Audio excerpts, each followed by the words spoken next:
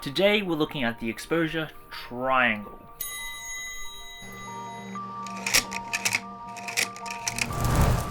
Hi guys, welcome to Snapshots. I'm Josh Ochoa, and this is my new series that's more focused on tips and information for new film shooters. And so today we're looking at the exposure triangle.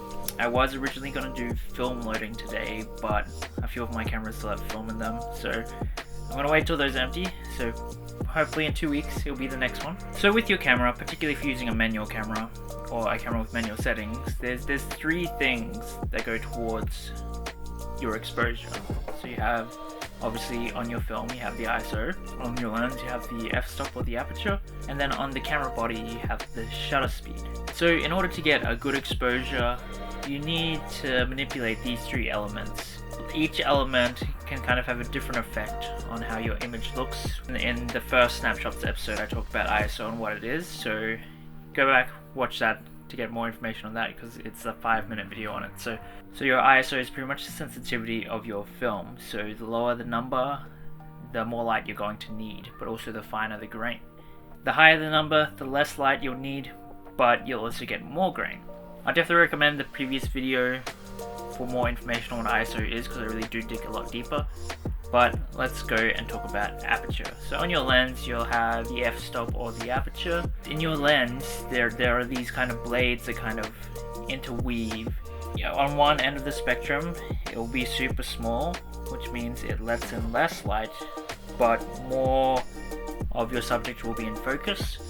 Or if you open it up, you'll be getting more light into your image, but the depth of the field will be more shallow.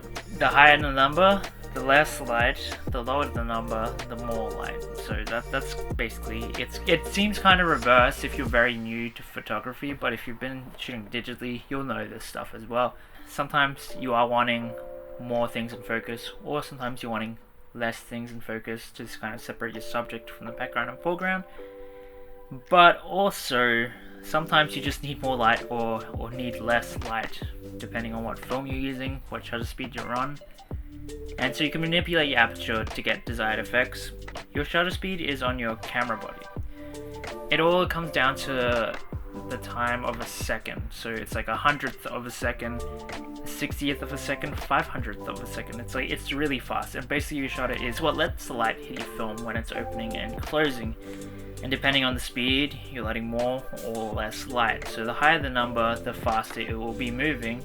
The lower the number, the slower it will be opening and closing. So obviously if you're shooting at night, you need more light, so you go to a lower shutter speed. But there comes a point where the shutter speed is so low that you start to get a lot of motion blur. Now right now, this camera is on 100th of a second. When there is a bit of motion blur, a lot of times your subject can look out of focus even though it is. There are ways you can counter this though. If you have a tripod and a shutter release cable, you just want to reduce how much you're actually touching the camera, because any little bump will add motion blur to your camera.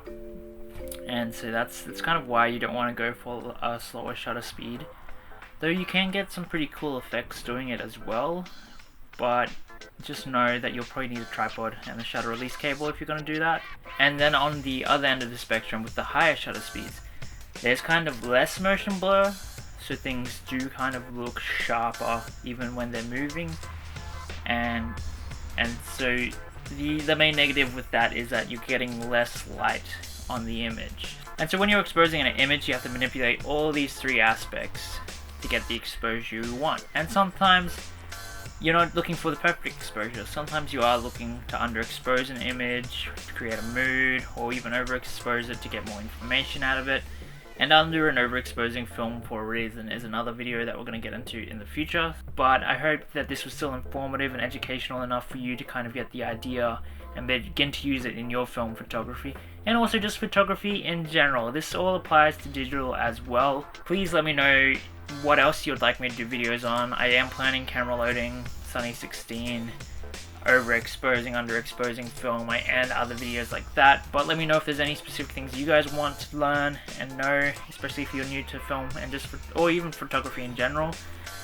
But yeah, I hope you like the video, guys. Please let me know your thoughts in the comments below. feel free to like and subscribe, turn on those post notifications so you know when there's a new episode as well. But anyway, I'm Josh, this has been Snapshots. Let's get out there and shoot some film.